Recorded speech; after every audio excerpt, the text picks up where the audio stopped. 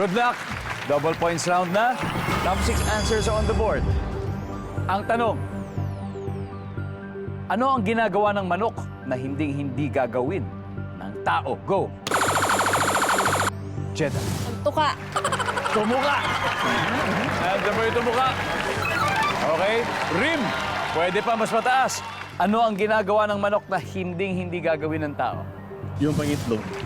Mangitlog. Nandiyan ba yan? Mangitlog. Meron. Pero mas mataas. Pero Jeddah, pass or play ba to? Play. Play. O rim, balik muna tayo. Let's go, Jeddah.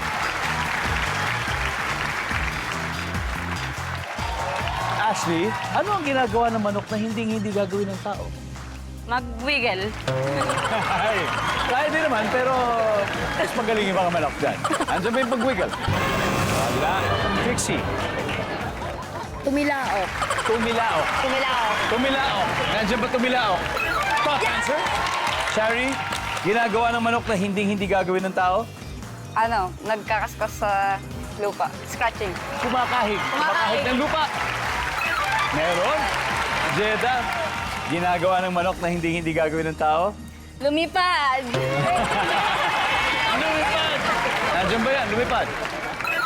Wow! Ashley, one more to go. Ginagawa ng manok na hindi gagawin ng tao. Makipagsabong. Oo nga. Pwede naman tao doon. Kayang-kaya. Ito nga, may sabong ng 2 teams eh. Nandiyan ba ang magsabong? Wala. Wala para siya. Usap-usap na kayo, Gym Gods. Trixie, anong ginagawa ng manok na hindi gagawin ng tao? Yung makita sa dito. Sa peripheral. Yung Peripheral. vision, dito. Malawak ang peripheral vision. Malawak yung vision. Malawak. Nandiyan ba yan? Wala. O, tingnan natin kung makakastil ulit. Harbs, ano kaya to? Ginagawa ng manok na hindi gagawin ng tao. Kumain ng pagkain ng manok. Kumain ng pagkain ng manok. Matulog sa punong kahoy. Tulog sa puno kahoy, Richard. Ayun nga, matulog sa sanga. Sanga. Ben, ano ba kaya? Ginagawa ng manok na hindi gagawin ng tao. Kumain ng pagkain ng manok. Kumain ng pagkain ng manok. Ano ba yung pagkain ng manok? Mga pellets, corn.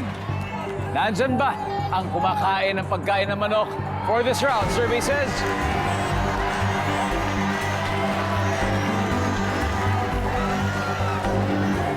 Alamin natin sa pagbabalik ng Family Feud.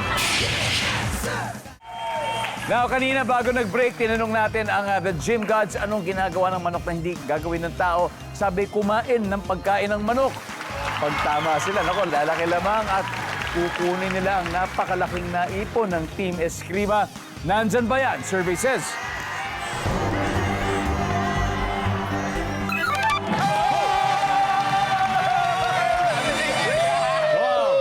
Narito ang score pagkatapos ng 3 rounds so far. Ito, Team Eskrima, 70 points pa rin. Pero ang Gym Gods, 287 points.